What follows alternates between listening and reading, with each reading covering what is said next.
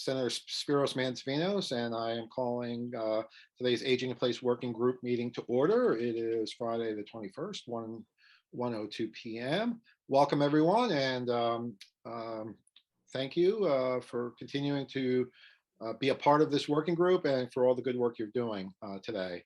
I know it's been some time since we've met. Again, the idea back was that we give ourselves some time so that the different subgroups that we've organized had some opportunities to sort of dig in. And so looking forward to some very robust conversations today about where we are in the different subgroups. But before we get started with that, we're just going to kind of go around the screen, and if everyone could just introduce themselves and who they are representing, and I'll just call and go around. And I see Senator Bonini. Hi, Colin Bonini, blessedly representing the 16th district. Thank you, Senator. Representative Ruth Briggs King. Good afternoon, Ruth Briggs King, representing the 37th district, and I think most of Sussex County on this topic. Which is very important. And I see my co-chair, Representative Krista Griffith, has joined us. So as soon as she's audio live, introduce yourself. There you go. Call me. I'm sorry. Just Yeah. Oh, sorry. I'm Hi. sorry. It's one of those days. Welcome to session and Friday. Yeah. Hi, Krista Griffith, State Representative for the 12th District, co-chair of this wonderful committee. And my apologies for being late. There's a Del Dot informational hearing going on about a major project in my neighborhood community at the same time. So I've said hello to them and now I'm with you. So sorry for the delay. No worries. Well, welcome. So Carolyn Fredericks. Hi, I'm Carolyn. I'm the director here at the Modern Maturity Center, representing the older people of Kent County. Awesome. Jean Mullen. I'm the executive director for the Delaware Association for Home and Community Care. Chris. Hi, Chris Fraser. I'm the Chief Operating Officer at Westside Family Healthcare and Vice Chair of the board, Christiana Care Home Health. Katie. Hi, everybody. St. Francis Life PACE program. I'm the ED, and I'm also representing Delaware Healthcare Association. Awesome. Happy New Year. Happy New Year. Katie. Thank you. Hi, everyone. I'm Katie Macklin, and I am proud to work for the Alzheimer's Association here in Delaware. Thank you. Wendell. Hi, good morning or good afternoon. Thank you. I'm representing AARP, live in Sussex County, and yes, Representative, it's the whole county. Thank you. Melissa. Hi, good afternoon. Melissa Smith, Director of the Division of Services for Aging and Adults with Physical Disabilities. And Denise. Good afternoon. My name is Denise Robinson. I'm a nurse supervisor with the Division of Medicaid and Medical Assistance. Awesome. And you will see also on the screen, Will Leskus, who's been staffing this working group, and Taylor Hawk, who's also on the Senate staff. So welcome. And like I was saying before, I really do appreciate all the work. I mean, everyone has been doing. I think we all recognized how important a topic this is, and the more that all the subgroups have been working and we've all been talking about this, the more we realize that there's really an urgent need to really be making some moves in this area. So I thank you for, again, all your hard work over the last few weeks. You've all had sent a copy of the agenda. I think what we hope to do, some of the outcomes is, again, bring everybody up to speed to where everyone is in terms of their particular areas. I'm going to provide a quick legislative update about some things that are happening in this space. One other thing too, hopefully come with some consensus on whether or not we need to extend the deadline of this working group. The initial resolution had it concluding March 31st. So whether or not we need to extend what will give us enough time to complete our work as a working group, and also, again, if there's going to give ourselves enough time if any legislative initiatives come out of this working group, we have time before June 30th to work them. So So with that, I'm just going to just kind of jump right in and start with some legislative update, just so everyone's aware of some different things that are currently happening in Dover. This is information, so I'm just going to kind of, it's not an endorsement, but I'll just give you some topics that are being considered. I'll start with my bill. I have a bill that that I introduced again that would prohibit age discrimination and make age discrimination laws a little stronger by prohibiting employers from asking date of birth, dates graduated from high school or college, and from an initial job application. It was a bill that was endorsed by AARP and League of Women Voters, so hopefully I'll be looking to move forward with that. Another bill of mine that's in Finance Committee right now is a caregiver tax credit bill. I'm looking at some amendments for that to see how we might be able to move forward with establishing a program to provide tax credits for caregivers. Governor announced yesterday during his State of the State that he is supporting paid family medical leave.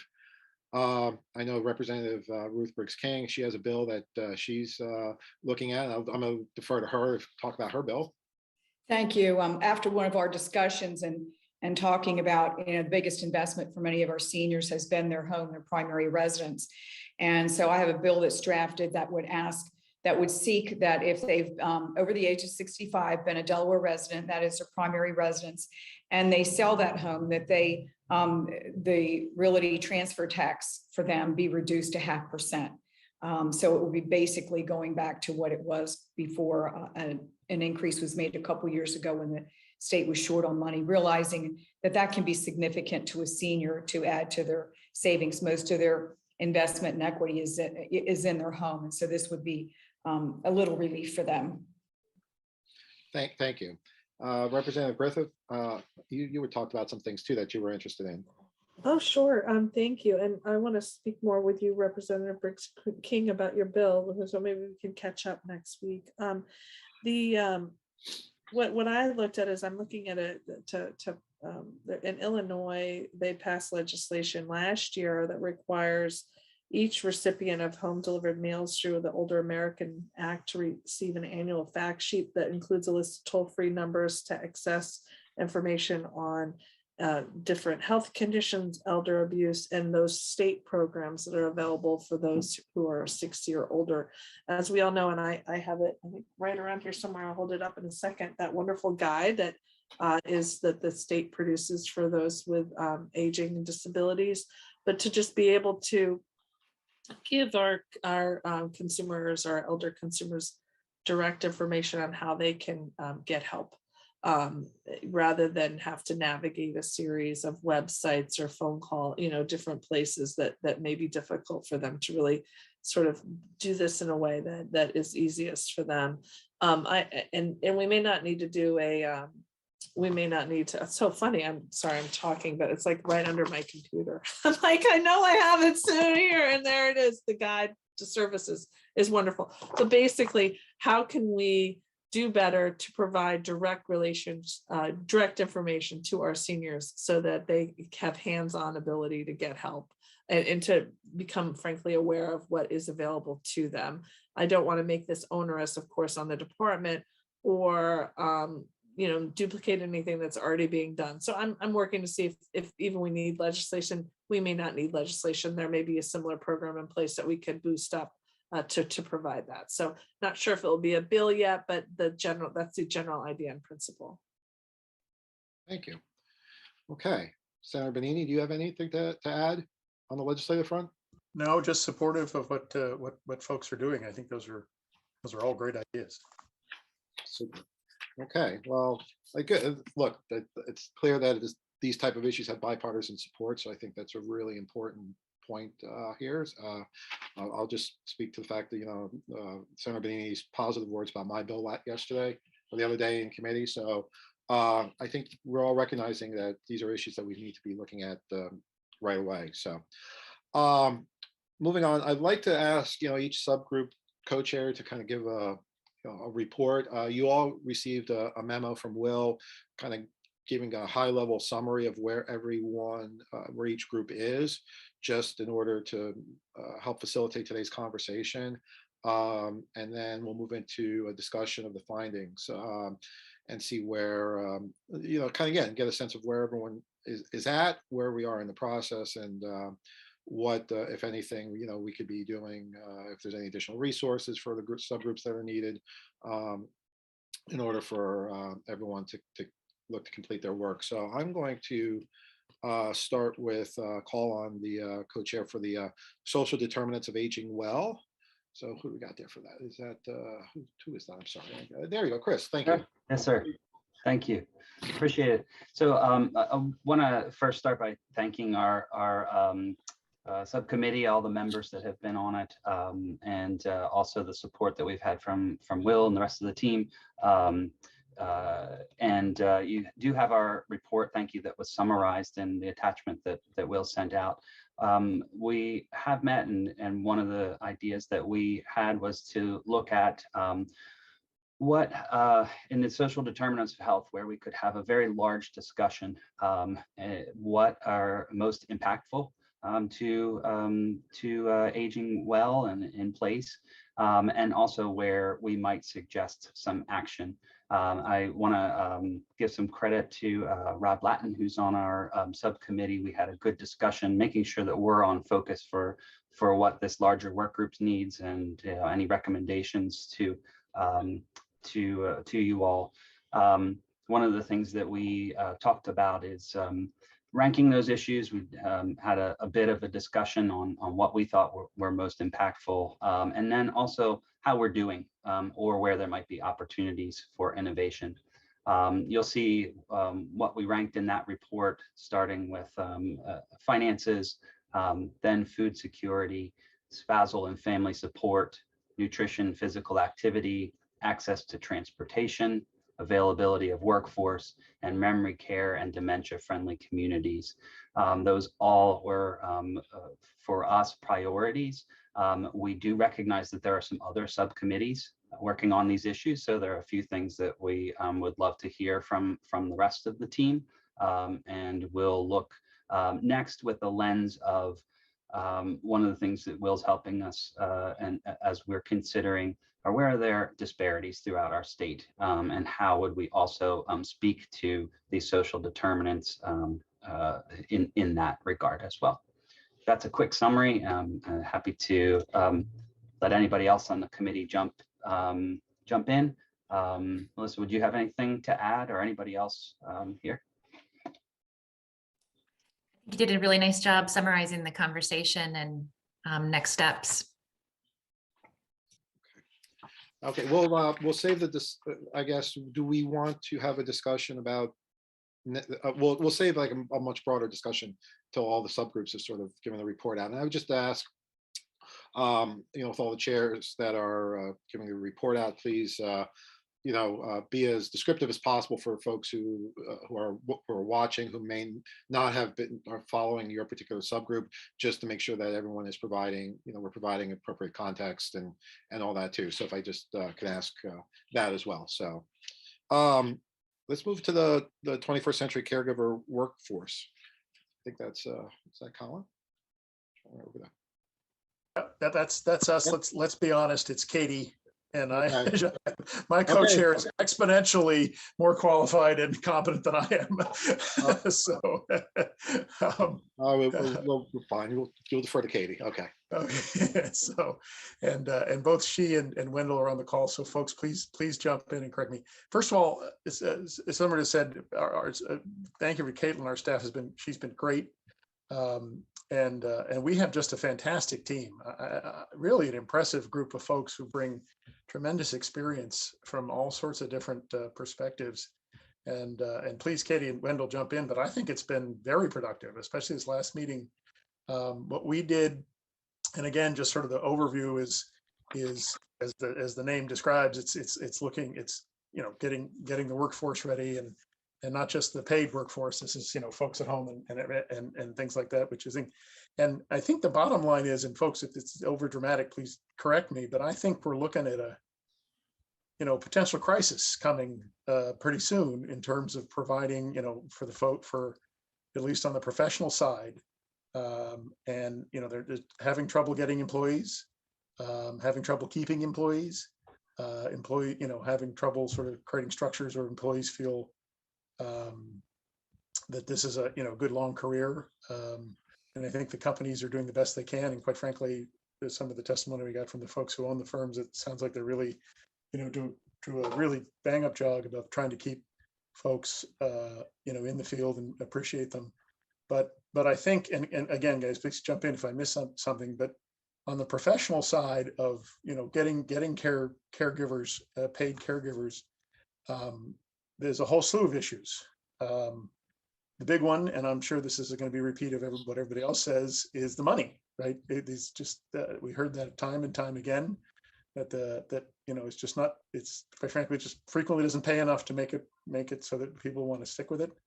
But there's also specifics like transportation and scheduling, which I think are some things that we can help with, perhaps. We talked about ways of allowing flexibility in scheduling, things of that nature. We talked about some hurdles on the front end. Believe it or not, believe it, everybody believes it, is, the fees involved with the criminal background check and those sort of preliminary things to get going. And more broadly, sort of identifying, and again, I apologize for my voice, folks, identifying those young people who would be interested in these kind of caring careers and how to reach those people in the tech schools and the high schools and adult tech, et cetera, and a way to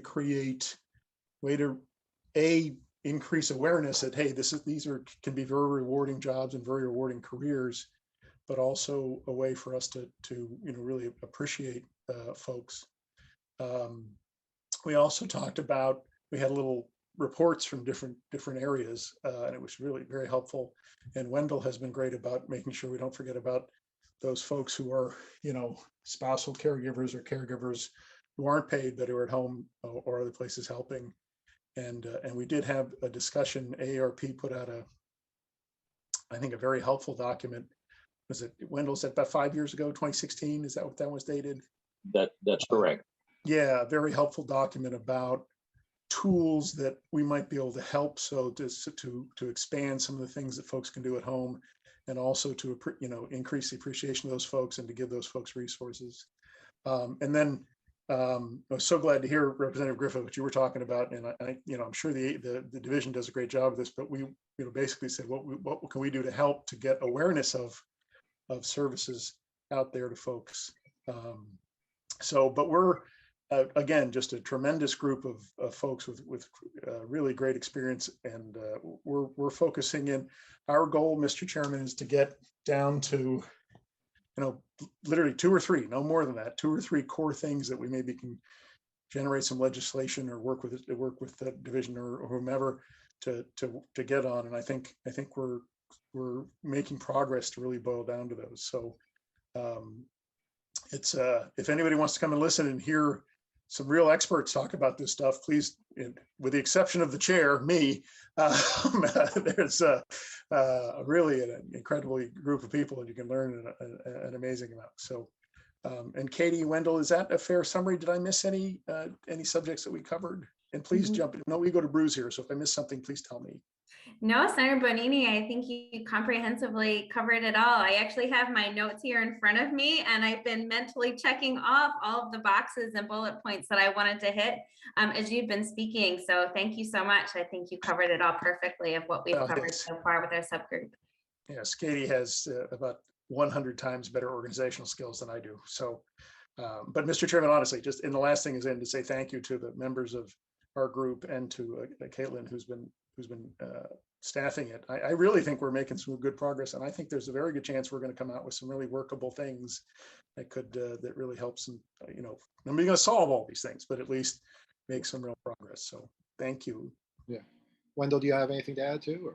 Yeah, just one comment, and that was I just learned yesterday that, and I'm not going to name the hospital, but Representative King probably could figure it out, that a lot of our nurses are now leaving because they're becoming travelers because of the money. And that is a real critical issue, because I know our local hospital is, it's very short staffed. We've got people working in all facets. And if you saw last week's paper, Dr. Tam went up and served as a unit secretary, and it opened his eyes to a lot of things. He got cursed out a couple of times too, but their jobs are just so demanding. So when we talk about trying to identify younger people, and I honestly here at BB and probably most hospitals, we have lots of parents, and then their children go to nursing school or their sons become doctors, and it's been a family affair for lots and lots of our staff. I don't know that we're going to see that in the future, and that's something that I don't know that this aging in place has anything to do with it, but to critical healthcare, it certainly does. Yeah, no, that's an issue at all the hospitals. I mean, you know, it's even up north here. I mean, we're hearing stories, and while it's not, you know, really in the purview of this committee, but I mean, it has an impact on us. I mean, and, as Delawareans, and again, no matter what the age is, you know, so I think that's something we are. I know it's. I'll speak for from my perspective. I know that's something that is on the minds of many of my colleagues. How this is going to be addressed, because this is going to have a long-term impact on the healthcare system from the state. So that one's going to be a biggie. So, okay. Any other? Mr. Chairman, I apologize. One more point. As we were all doing our homework, and I started doing some homework on what they did in Wisconsin. And I don't know if it's possible. I really was intrigued. They've set up an entire separate, their governor, and I apologize, I can't remember which governor set up an entire sort of separate group to focus on some of these senior issues and specifically this stuff. And I didn't know if it was possible for us to, you know, not right now, obviously, sometime in the future, maybe reach out to them, some whether it's a colleague in their equivalent of the General Assembly, or if it's a administrator. But I think some of the things they're doing in Wisconsin really looked intriguing to me, and I'd love to hear more about it. So just FYI. Well, glad you mentioned that, because you know, the idea for the caregiver tax credit that I introduced came from Wisconsin, and I believe there's, you know, a couple other things. So I look to I believe the governor's office issued a report, and will remind me, or Taylor, I know when we were doing the research on some of these things, I mean, that was really the one of the foundational documents that we were using for this. So do we have a link that we can send to everyone? I don't know. We can certainly send that to everybody if you think that's from an information. Senator, are you referring to the Blueprint for Caregivers report that included the tax credit as a recommendation? Because we can definitely distribute that. Senator Bonini, is that what you were referring to, that document? Well, it was a whole bunch of things, and I just, you know, didn't get super in depth, but looked at the structure that they had set aside. A was the finances, but B, I think they also looked at workforce development and some other things too. I just thought, you know, that they were doing really interesting things on a variety of stuff. But yeah, whatever you have, that'd be great. Okay, so I think that, Taylor, I think that is it, if my memory serves. I mean, again, I remember that covered a lot of ground. So maybe we can just look to distribute that for informational purposes to all the members of the working group. So thank you, Mr. And again, if there is something that comes out of that, I mean, just, you know, let's you know, if we are looking at some additional resources, or we're trying to make some, you know, get some presentations. I mean, if we need to reach out to Wisconsin or any place else for, you know, their perspectives, I think, you know, this is the time to try to, you know, we can make that happen. So because you know, sometimes it's, you know, we don't need to reinvent the wheel, and good ideas come from other places. So, but yeah, let's do that and make sure everybody has them. All right. Let's move to the promoting access to support services and combating social isolation subgroup. Who's that? I can't remember. Who can speak to that one? Thank you. That's me. And then I can chime in. I first of all want to echo the comments of Senator Bonini and thank the staff. Caitlin and Will have done an excellent job of staffing and keeping us on track.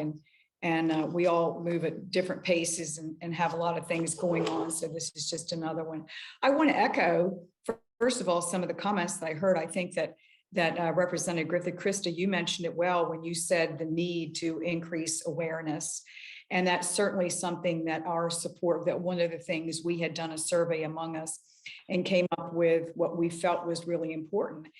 And one of those was improving information resources effectiveness of disseminating the information about the services that we have. So I think we're all focusing in. I know here in Sussex that Cheer does a great job. I've seen the pamphlets and different things that they have, and when they're doing Meals on Wheels and how they can do that outreach. Another thing that we talked about was improving information on resources, but developing common goals. And I just heard something that mentioned that again, about developing common goals with agreed outcomes and values. About, in other words, what do we expect this to look like? What do we want our focus to be? And part of that, another part that we led into is having community navigators. If I think about what they've done with cancer and some different health groups, even some of the hospitals have navigators to help you with different specific healthcare related issues. And so how can we develop navigators, and whether that be helping someone navigate for home health care, having someone help navigate with maybe transportation or one of those others.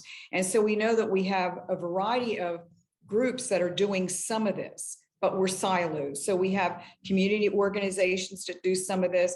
We have not-for-profits that do some of it, Alzheimer's and AARP being a couple of those, some of our healthcare providers. But do we really have a coordinated community navigator specifically for aging and for adults with disabilities? How can we bring this? So it goes to a larger concept and thinking that we have different silos in different departments. We have senior exploitation and certain things for adults and finances in the AG's office, and we have certain things in DHSS. Maybe we need to look at not only what we're doing, but how we're doing it and a way to do that more efficiently. It's sort of where our group has been hitting around that.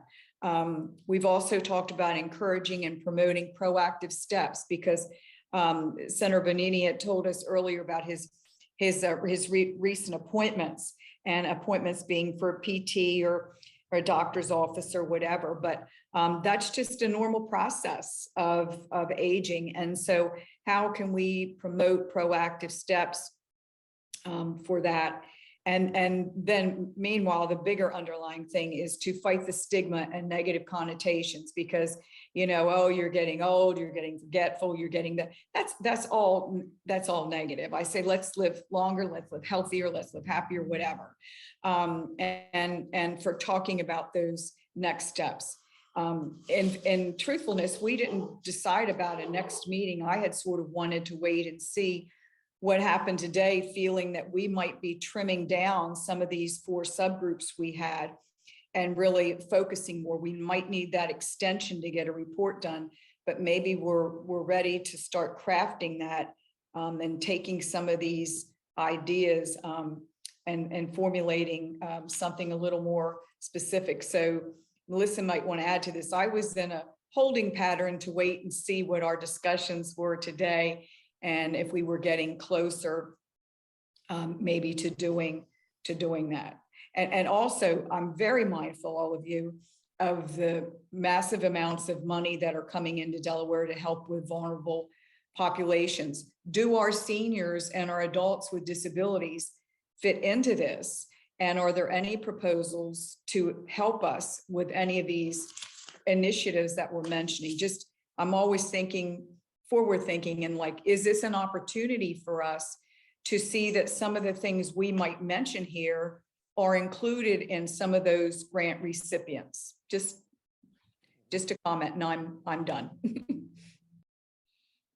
Thank you, Representative Melissa. Did you want to add anything, or I know she kind of threw it your way a little bit there? Yeah, no, I appreciate that. And Representative, I think you did a very thorough job covering what we talked about and the nuance there. I'm equally excited behind the direction of changing the conversation about aging and really promoting embracing healthy aging and what we can do there. So excited there.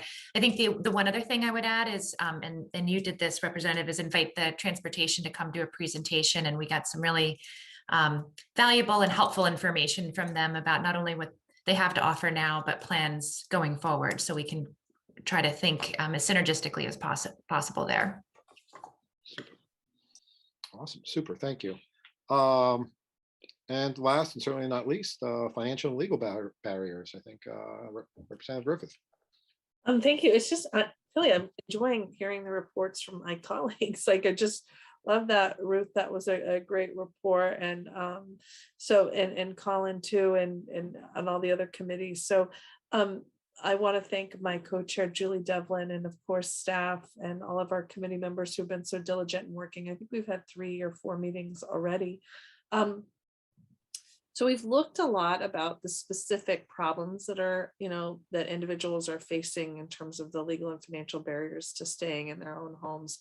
One of our committee members, Kylie, she did a great job, and we can share that with everybody of preparing, she's Kylie Reed, a document about what she sees with some of her clients that really encompasses a large scope of issues. And then we heard from Adult Protective Services on new things that they're doing to really continue to serve this population of people. And you can imagine how much on the front line they are with going to homes and really trying to get seniors to take medication, or so that they could stay home and get to their doctors. And imagine the great difficulty that had been over the pandemic, because going to see a doctor in person for normal type routine care almost became insurmountable. So there's been a lot of challenges over the last 2 years that have really put our seniors in great jeopardy. But we were so heartened to hear from APS and sort of new approaches that they're taking, and staffing up with nurses that are actually going out to serve the seniors. So they gave us a great report. We're going to be following up with them. We're also, oftentimes in government and in our roles, we try to solve problems that are immediate, but without really being able to tackle the larger issues. And we know that, there's going to be fraud and there's going to be abuse.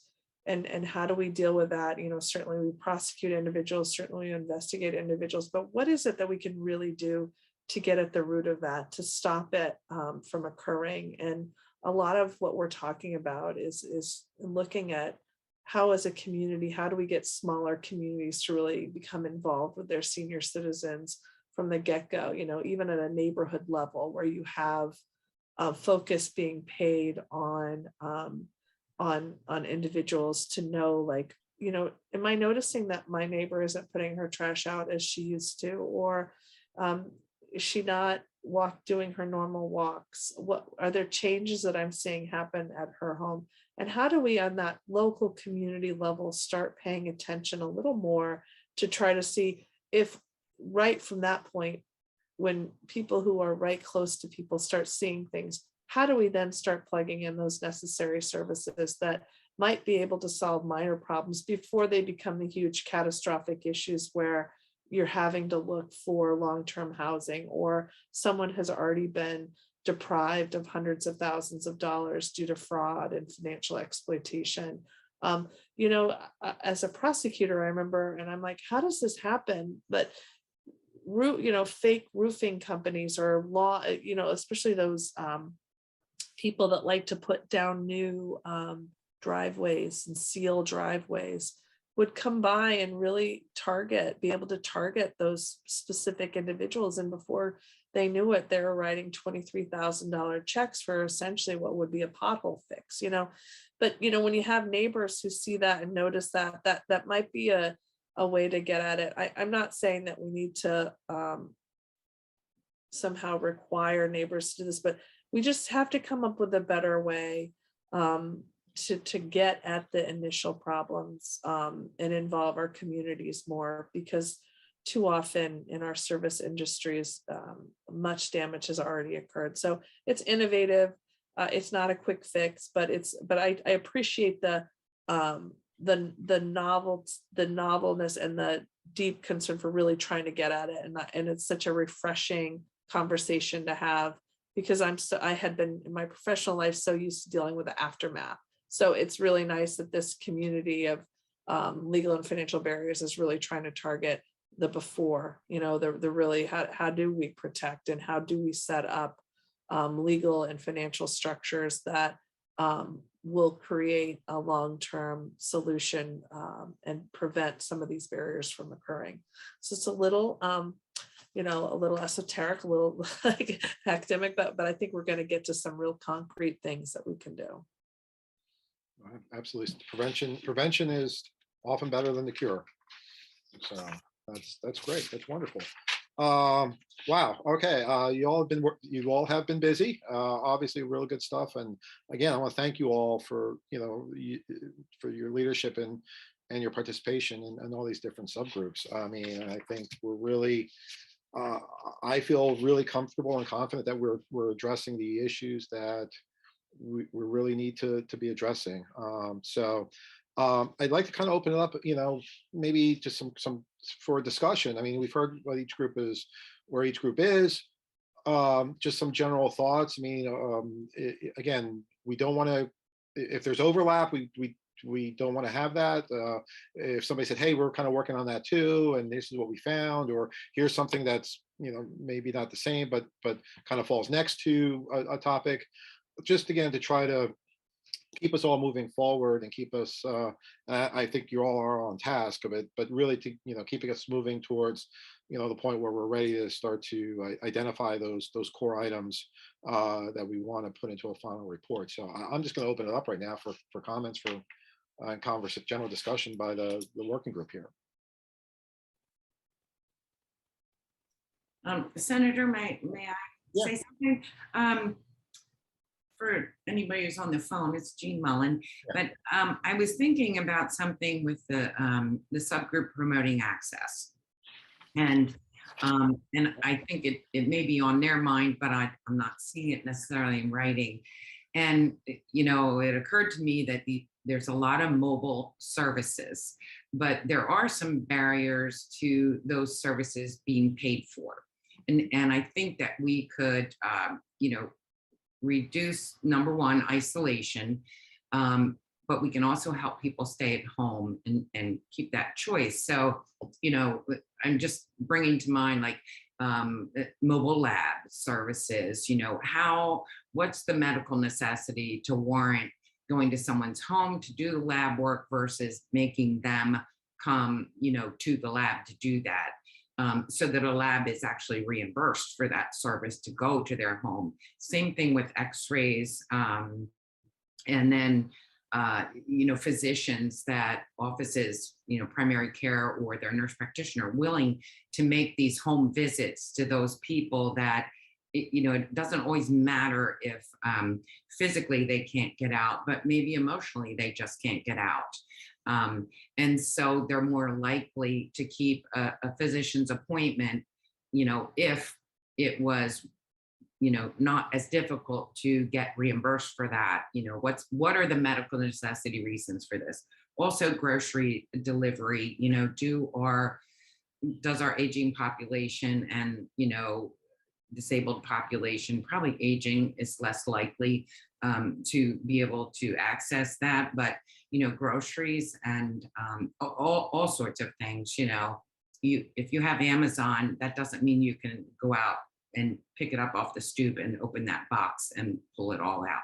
So, just anything that brings services to the home in a way that's able to be useful, to that person that may have limitations physically or emotionally. That's all there. Thanks. Yeah, and if I could just kind of, and making sure that that's done in a manner, in an equitable manner in all the different communities that, we have in the state. I think, that's a really interesting point, because again, number one, not everyone may have access to broadband in order to be able to, to do those online orderings, whether it be through Amazon or through a local grocery store that does deliveries or schedule. I mean, pretty much every lab appointment now you can do online. So how do you address, how do you address the technology aspect, but also again, how do you address, ensuring that it's done equitably, that ensures that, these services are available to everyone throughout the state. So that's an interesting point. Thank you. Representative Ruth King, did you want to touch on that, or just I see you taking notes? So I just I'm taking notes. Okay, just want to make sure. Carolyn, I see your hand is up. Thank you. I just wanted to comment on a couple of things. When we talked about the guide for services for older Delawareans, which is an awesome tool, but it's also huge. So what we did back when we were first into the pandemic, we made a rack card that we sent out to all of the Meals on Wheels recipients to let them know if they needed food, if they needed any kind of help. And we kind of designed for them who they should call.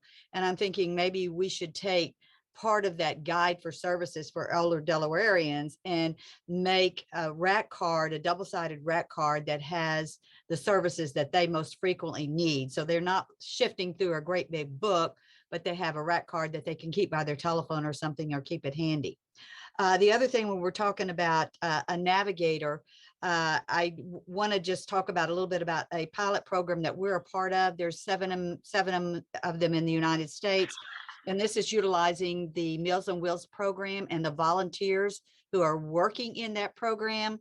And what they do is they are the voice of the people. They see them every day. They know if there's a health problem. And so they make the referral back to our company. And through our partnership, we refer it to a nurse navigator who goes into the home and takes care of whatever needs they may have. That has been very beneficial. This is only our second year into that program. It's a 3-year program, but I'm hoping that there will be continued funding for that. And I know, Melissa, I think we were supposed to have some kind of a meeting with you, and we got all that snow and everything. And you were going to go down to Milford, and we were going to talk about some of the programming there. But that is an awesome program that uses a navigator that goes into the home of somebody who needs a primary care or needs medicine management or something like that. So those are a couple of suggestions that I have. And those volunteers that go into the home are an awesome, awesome resource to bring information back to us. Thank you. Okay. Super. Any other comments? Amy, I think I saw your hand up before. Or was... Yeah, I was just going to say, I think one of the things that we're seeing so much, which I'm sure anybody that works with this population, is that, you know, to your point, Representative Griffith, we have this great guidebook for services. I actually have been working with elderly since I got out of college, and I've had that book, you know, on my hip. But it really is very difficult for the people that need it to use it. So it does go back to what everybody's saying. We need more people that can help them find or walk them through the services. We just had 2 participants who both had their heat systems break down. Not only could they not afford the fuel, but they also, so there are some fuel, you know, opportunities. So we connected them with them, but they also didn't have the money to fix the furnace. So without our assistance, their ability to kind of matriculate through the system is, you know, very, very likely that they're not going to be able to do it. So it just seems like it would be, like you said, more people or navigators or people that, somebody said go into this type of business, but there's just the need to have some, so we can have somebody go in to the home and get on the computer and order the groceries for them. But they can't do it on their own. It's just something that is too, this 21st century way that we run our lives is not conducive to somebody that was going to the grocery and doing all the things that way. But the entire world we live in now has a different way to get your needs met. And so to me, it's still focused on services that will bridge the way it works in today's world with the way what they're able to do. And that's the hard part. And that really entails more people that are focused on kind of holding their hand through that process, which is not easy, but you know, that's how all these things connect, whether it's the legal, financial, or, you know, all of those things. It's having somebody that can hold their hand through the process. thank you, Amy. Yeah, I hear exactly what you're saying. And again, I just want to remind, we've got to make sure as we look at all these things, we are making sure that we're looking to address these for all Delawareans and all our communities. So we want to make sure that, again, as we're talking about these things, we keep that in mind. Melissa, I see your hands up, and then Representative Ruth Briggs King. Sure, thank you. Well, I love the energy around the guide to services, and I love ideas that we can take what's working about the guide for services and then modify to try, additional avenues to reach people with the information that's within. So excited to try and maybe make a Cliff's Notes version, and also a reminder that the Aging and Disability Resource Center can do that via phone as well. And that's a really kind of old school option of just giving a call and receiving that information and referral. And I also wanted to jump on the idea, Representative Griffith, of the home delivered meal population, and really making sure that they are fully aware of all the robust services that are available to Delawareans and connect them to those.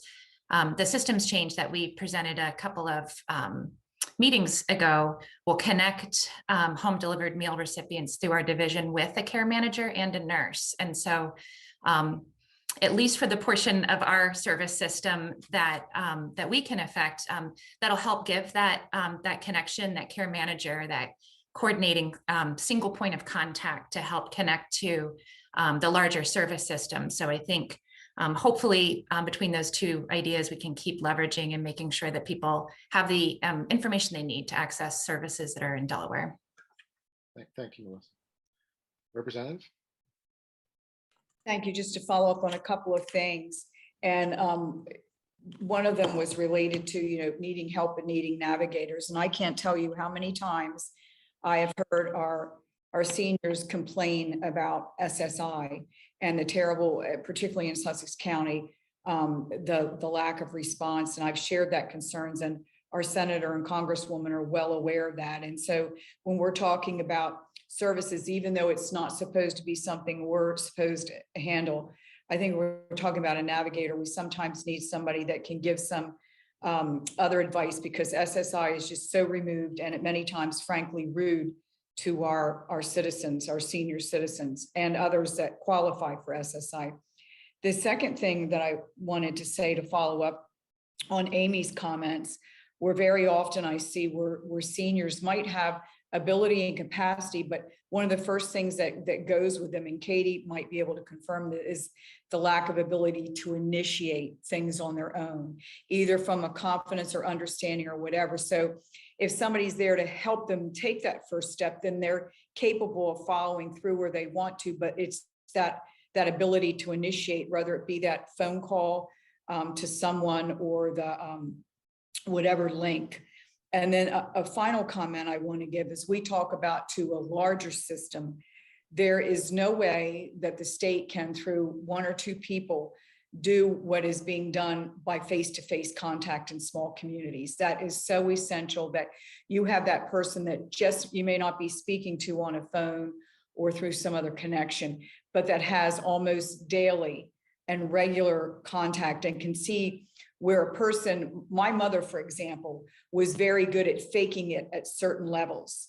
But when you had day-to-day contact with her, and I see Jean smiling, you could see you could see things and hear things that you would not know if you were not in active, close proximity to her. And so I think that as we talk about sometimes as certain things that sound grandiose, there's no way to know if you don't have a good observation and a means to have a regular contact with someone that knows that person, sees them, hears them, and also is looking at a little bit about the living conditions around where they are or inside as well. And so I don't think we should ever supplant that and think that we're going to have a contact over the phone or somewhere else is calling them that can replace that. I feel very strongly about that. Thank you. Okay, any other comments? Yes, Chris. Thank you, Senator, and I just really appreciate all these comments. That word of trust just keeps going in my head from that, and Representative, your comments, and Carolyn, talking about the programs, thinking about the communities where we, while we're we need to also think about how we educate the rest of our communities to be doing this. And interesting, how can we move forward legislation that can put that responsibility and accountability within our communities? And then we're talking about things, dementia-friendly communities and those things that we might be able to expand upon. And that starts with the rest of us as well. So those things are very strong in my heart that you all have mentioned. So let's see some great opportunities there. Thank you. Thank you, Chris. Okay, any other comments, discussion as we've heard the work that everyone else is doing in the focus areas? Jean. Yes, thank you. Just one more thing. When you, Representative Briggs King, you mentioned the Social Security Administration, and I have to echo that because I have been through that over the last year personally. And, today I called our local Social Security office, and this is what I deal with repeatedly, is there's no one to answer the phone. And so it puts you on hold. And then after a certain period of time, less than 5 minutes, it hangs up on you. Please call back later. And this is always, it is always. Now I have called the federal number as well. The federal number, they preface and they say, look, we deal with millions of Americans. And so you might have a long wait on hold. Last week, I was on hold for over an hour.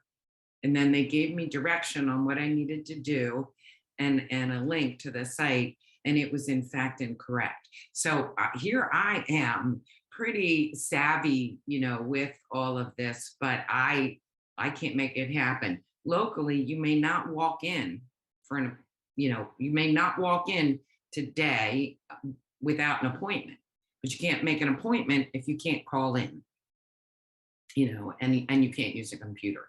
So that is very serious. You can imagine people applying for Medicare right now that are supposed to be doing that. I just, and don't have a computer, or applying for their Social Security benefits or disability benefits. It's just inexcusable. It may be things going on there, that the individuals working there can't help. I get that, but it's a serious problem. Yeah. And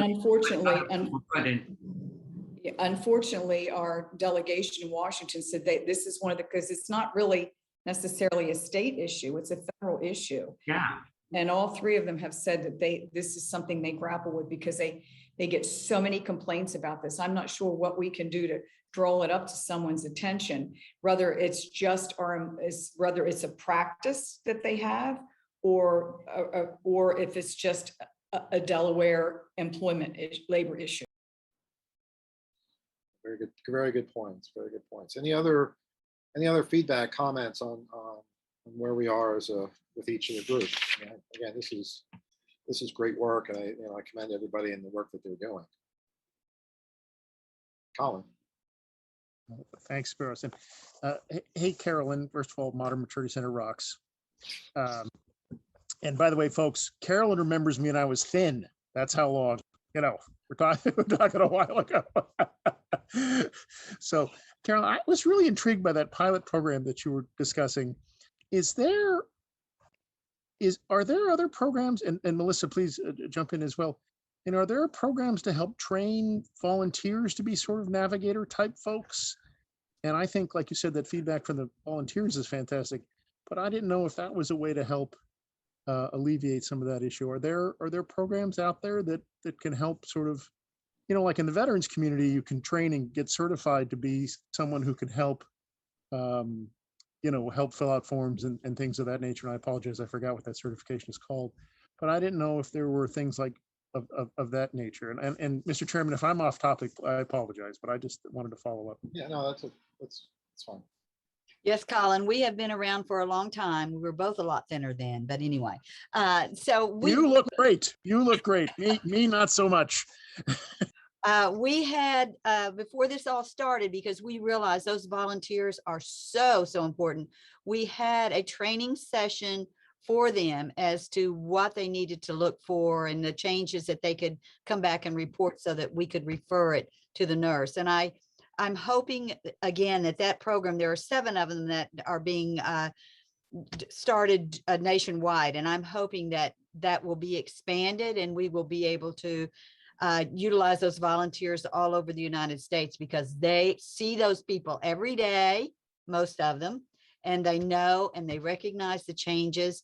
And those recipients at home trust those volunteers and tell them things that they may not tell somebody else who would be on the phone or anything with them. So it's a very valuable program. Great, thanks. And then Melissa, I didn't know if you. Yeah. And I'm sorry to sort of drop that on you, but I just thought, No, that's okay. You picked up on a really exciting opportunity with some great lessons learned already in the first iteration. So we had an opportunity to do some brainstorming with Rabbi Halberstam about next steps, and certainly taking the lessons learned from the successes we've seen with the partnership with Modern Maturity Center, and really now looking to explore how can we go bigger? How can we continue to refer to each other's resources and service systems, and continue to leverage with the key around coordination, making sure that we're coordinating services and making sure we're getting people to the most efficient and quick service that they need, but also looking at how we can leverage other volunteer opportunities, such as you mentioned, to continue to get those eyes on, because we agree the daily contact from the meals volunteer in this situation is really what I think the magic behind the success there. And so we're excited to be part of that. We certainly endorsed the application for the second round of funding as the state agency on aging. And I know public health is behind some of the things they're doing for promoting nutrition and wellness. So happy to continue exploring. And so I don't have really good next steps other than that we're talking and looking to see what we can do to continue to build on the success. Great, thank you. Sure. Awesome. Any other thoughts or discussion items that we want to bring up? Okay, well, thank you. I think at this point, I would just ask that all the sort of the subgroups, I guess, look to reconvene and schedule their next meetings, so we can really, again, start to kind of hone in on the points that each group wants to elevate and look to report out on in the final format. So, and I guess to that end, again, we are looking at in the original resolution that created the working group, a March end of March deadline. So what do you think? I guess what's the pleasure of the group in terms of, is that still adequate? Should we give ourselves another month? That kind of I'd love to hear your thoughts on that. So Representative Bruce King.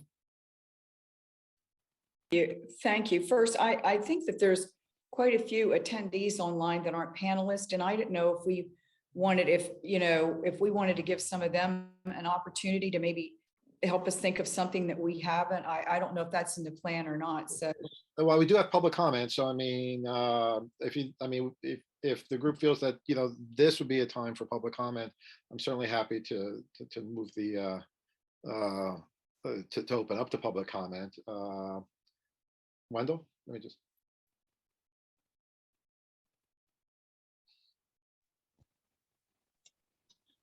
My comment would be that possibly, or my thoughts would be that in the subgroups that you're asking us to go back for another meeting, and Representative Ruth King said that early on you didn't plan another meeting because you wanted to see where this was going. I think we've all started to come together, and I would suggest that maybe we should bring back to this committee after our next subcommittee meeting, maybe two or three at the most of what we see from our group, and for the whole committee then to, toss around and just to see if we're on the right track. I think that's just a suggestion rather than continuing and not coming to some consensus, I think. Yeah, no, I think that's where we are, and I just want to make sure, again, I want to make sure we're on the right track. The subgroups have gotten the information and resources that they need to kind of get to that point. And again, in that context, we did again have an expiration date for the working group at the end of March. Again, if we all feel that we're good, still on track for an end of March, then we would not need to extend it. So, again, Mr. Chairman, yeah, I think we're going to need to extend it. okay. Maybe end of April or first week in May, enough time that if this does turn out to be things at the legislation, we can get that done in plenty of time for June. But my guess is we're going to need a little extra time. But if others have different feelings, of course, but I would think the end of April would be better. But that's just not my thoughts. Yeah, I mean, another 30 days, I think that's more than reasonable. I mean, and again, if that's something, and again, it would require, a new resolution, and that's something I can certainly get worked, at least initiate in the Senate on Wednesday before we break, and Representative Griffith, who was the original co-sponsor, if we get it done on Wednesday, we can get it over to you for Thursday. And then that way, and then if it doesn't, even if for some reason we hit a hiccup legislatively, we will still have time in March to provide an extension. But but it's better to get this. If that's okay with the group, we'll look to extend another month, just to give everybody the time that they need. And I'll make my leadership aware, Senator, so that Yeah. Representative Briggs King and I can get our side to get it done. Yeah, same. I mean, I gave my leadership a heads up as well that we were meeting today and that this was a possibility. So my leadership's aware, and so we can look to work that. So okay, so we'll look to get a resolution drafted so that we can extend to the end of April, and allow everyone some more time to get their work done. So super. Okay, before I go to public comment, any other comments from members or points from the discussion from members of the working group? Okay, let's go to public comment, please. So I'm not sure if Will or Taylor, if anybody wishes that's participating, just use the raise hand function. Okay, I see. So William, are you? Yep, so we've got Ken Bach. So Mr. Bach, I'm gonna unmute you now. You should be able to talk. Welcome, Mr. Bach. The opportunity and the discussion that was listening to here. On the labor front, I just wanted to make one comment here as far as the labor front as it affects services for the seniors. And we talked about issues almost in the sense that these are problems that are coming down the road. And as a home care service provider, I just want to emphasize that those problems are here right now. That is, as one of the larger non-medically skilled home care providers, we're down almost 50% in our home care workforce. And then that's further, that problem's further compounded by the necessary and appropriate quarantines that are happening for staff members that are exposed to or having symptoms of COVID or actual test positive for COVID. So the problems that we're having staffing healthcare services for the seniors, those problems are at a critical nature right here today. And anything that can be done to help promote or increase that workforce is just critically necessary right now, because there are people in the community right now that are not being served. And it's not that the funding is not there to support them. There is funding there to support them, but there is just not the staffing to be able to service those needs. I understand. Thank you, Mr. Bach. Mr. Chairman? Yeah. Hey, Ken, thank you. You're absolutely right. I shouldn't have structured it as a future problem. It's a real problem. Jen, if you would mind, obviously the COVID and all that stuff is a significant portion. But what do you think are if the answer is this is just the world we live in today, I understand, but what do you think are some of the specifics that's reducing your workforce in particular now versus mean, obviously COVID, but that 50%, close to 50%, what, are there some specifics now that weren't there a few years ago, or is this just sort of an evolution of where we're going? And I apologize, it's an unfair question, but I really, your comments are really great. I think COVID opened the door, or the pandemic period opened the door. I think a lot of people took a look at it's a very hard profession. It doesn't pay very well. People are required to work irregular hours. They're required to travel to customers' homes, in our case, throughout all of Sussex County. So there's a lot of those kind of disincentives that make it very difficult if we're competing with other employers who are offering regular scheduled work hours that don't have the travel component, the expense that goes against all of that. And then they turn around at the same point and are paying equal, or in many cases, most cases, higher wages. So it's just, I think for a lot of people right now at the lower end of the economic spectrum that are doing what they can to support their family paycheck to paycheck, I just don't think as a profession we're able to make that economically attractive for people, and they're taking this advantage to make other career choices. Interesting. Very interesting.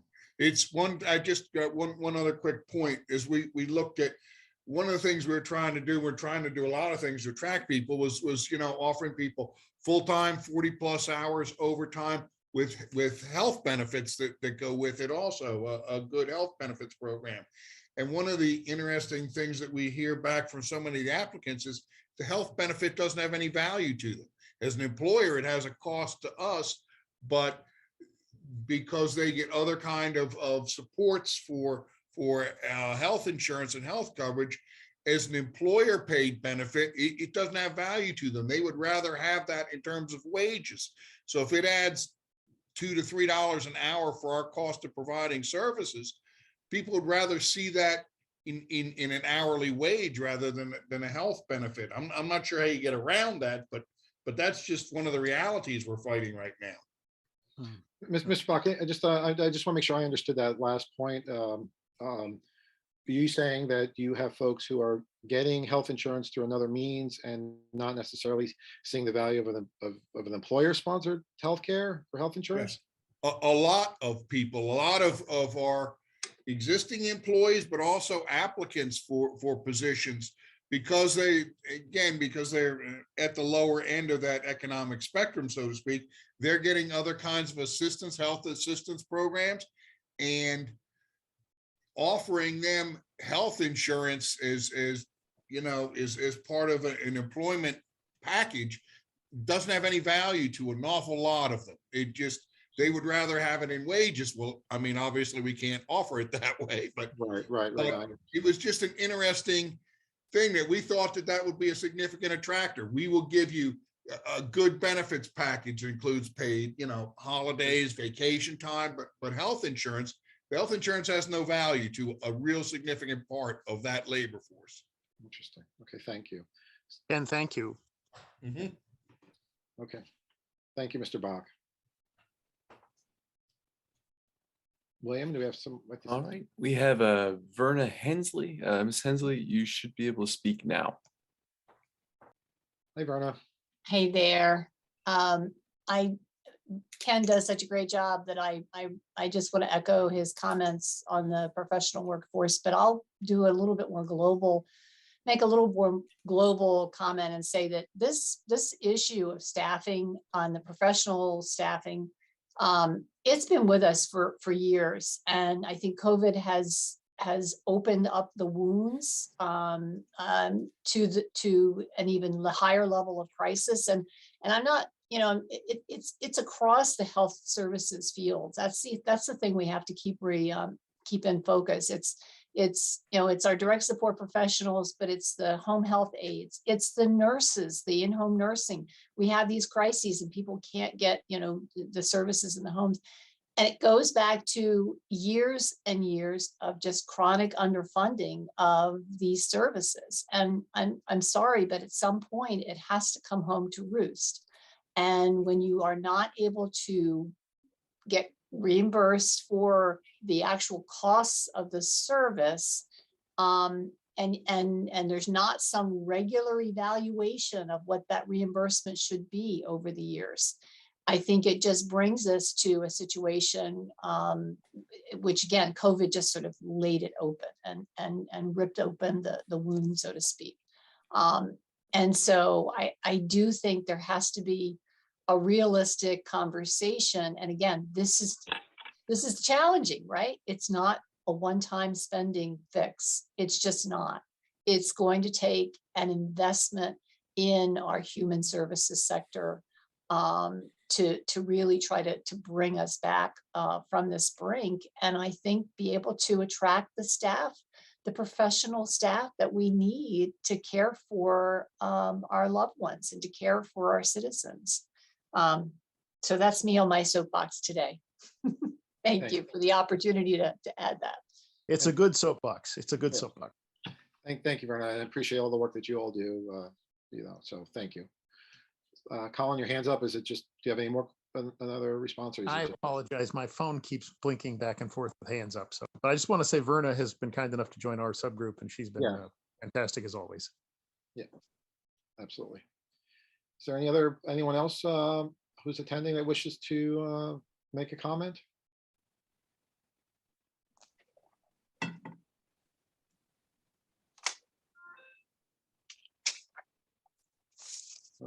Okay. Oh, all right. So I don't see anybody else from the public. So I'm kind of turn back to the committee. Jean, I see your hand is raised. Yes, I wanted to talk a little bit about what Ken and Verna were speaking about. And you hate to keep beating that dead horse, but it does come back to money.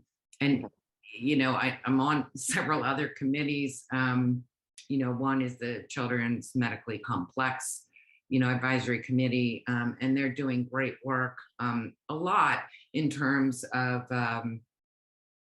making sure that families know what's available to them. And but within that, we've been saying for a long time, it's not going to matter if we don't have the workforce, because we're right. No point in having a navigator help you get there if there's no one there. I'm going to use somebody else's phrase: look to your right, look to your left, nobody's there. And that is where we're getting with healthcare. I think when we specifically talk about nurses and personal care workers, we have not been keeping up with their wages, and that could be personal care. That could be someone working in the hospital doing that kind of work too. We just have not made this sexy whatsoever. It wasn't so much before. In particular, right now, I can go to McDonald's and they're paying $15 an hour, and they're offering $3,000 tuition assistance and flexible hours. I can go to Amazon and probably, get in the range of 18. I can go to Walmart and work in store where it's warm. I'm not jumping in and out of my car, and I'm not washing bottoms, So I think really, no matter what we do, for all these subgroup categories is, how are we going to make healthcare work attractive? And it was at one time. It really was. You would encourage your son or daughter to become a nurse. You would encourage them to, take work as, a home health aide or personal care worker, or an LPN as they're working their way through the degree. But I don't know, would you do that now as a parent?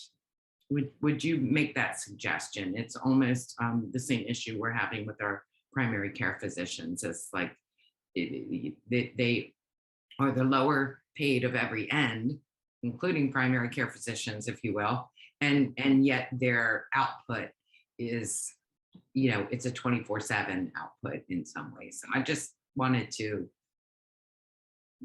support that, as it's our biggest need, really, to do a good job. And also, that family members get into this mix of, compensation. So sure. Representative.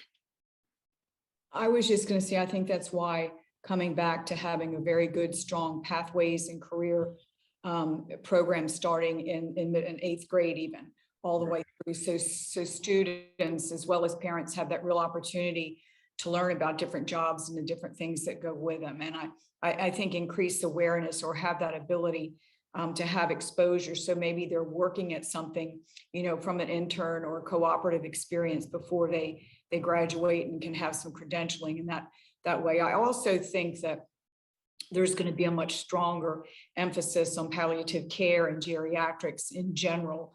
And so as we do that or teach others about working with those with disabilities or what have you, that there'll be more interest. But I really think it starts with really good career development, because so many people have a misconception about what can be a career. And I do think part of the new generation has a way where they're looking at things, not just through economics, through the money they make, but through some other things too. I think it's a combination, and that we can do a better job, starting in 8th grade with really career exploration and some other factors there to get people on a different track. We hear the same thing, Jean, from educators and teachers, from now it's nursing professionals, it's direct professionals. It's every little gamut there saying the same thing. And so I think we just all across need to do a better job about, pathways and career exploration. Yeah, no, absolutely. Absolutely. Thank you. Any other comments from members of the committee? Mr. Chairman, I apologize. I am going to drop off for my doctor's appointment to the doctor, talk about doctorate healthcare. So, but thank you again for all the great work that folks are doing. And thank you for this. Thank you, Senator. Okay. Bye. Bye. Chris. Senator, thank you. Just on the representative's last comments, I just think, at Westside and where we're looking and the comments on the primary care workforce and the home health workforce, we certainly see that it's about mission and heart. And so if we can connect with our future workforce, earlier, like the representative had said, to see what impact and connect with people so that that's their passion and that's their heart. I think that's right on. So thank you for that comment. Appreciate it. Krista, were you raising your hand there and I didn't see you? No, just to say, I also have to jump off, and my apologies. It's just one of those days, and I normally Fridays are good, but 5 meetings at one time, not today. Yeah. So, thank you, everybody. Stay warm and keep up the great work. Thank you. Katie. Yeah, I mean, I would just, as Representative Briggs King was speaking, it got me thinking about just other workforce development that's happening across the state, so that, maybe there's areas of synergies or alignment that we can sort of jump on that's looking at other fields, but, even just workforce development in general that's happening here in Delaware. And I would just be curious if anyone is aware of what other resources or, other efforts that are underway to help develop that workforce, that, I would be happy to take a look at that and see if there's, again, areas of synergies or alignment that we can work in coordination with those other efforts. Super, thank you. Okay.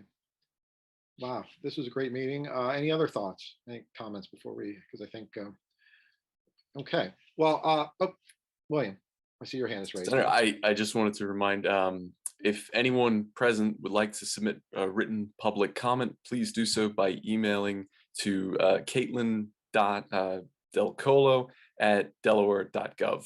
So that's caitlin.delcolo@delaware.gov for any written public comment. Thank you. Great. Thank you. I am thinking, I'm just going to throw this out there, that we look to reconvene. So it sounds like everyone's subgroups are going to get back together. I want to give time for that. I'm looking at my calendar, let's say maybe either let's look to reconvene in about a month. I think that should give everybody enough time.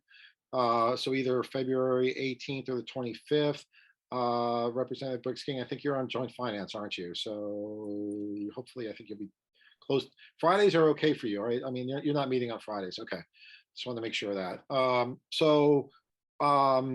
Why don't we say right now, let's make sure actually, you know what? I can't.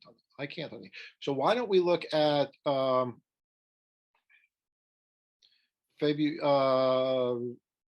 does the 25th look okay to everybody? February 25th right now? So why don't we pencil that in? William, just let's schedule that and start to look for that date. I do have I have some meetings that morning, so I might say we look to start at 1:30 that day, if that's okay. I'm just looking ahead at some things I already had scheduled. So why don't we look for the full working group to reconvene then, February 25th at 1:30, and William will send out the meeting notice, or at least an informational. And then each of the subgroups, please look to schedule your meetings. And again, we want to be mindful of adequate public notice as these are public meetings. So please continue to work with Will on all that. So at this point, unless there's nothing else from the committee, I'd like to again thank you all for your hard work. I'd like to thank you for your energy. And I'm going to echo something that Mr. Bach had said in comment. This is an issue that it's not coming and all these things. This is now. So we're really working in real time to try to address an issue that, it's that's here right now. So I really do appreciate everyone's work on this. All right. Super. Well, stay warm. And again, look forward to hearing some more of the great work everyone's doing. Thank you. Thank you, everyone. Have a great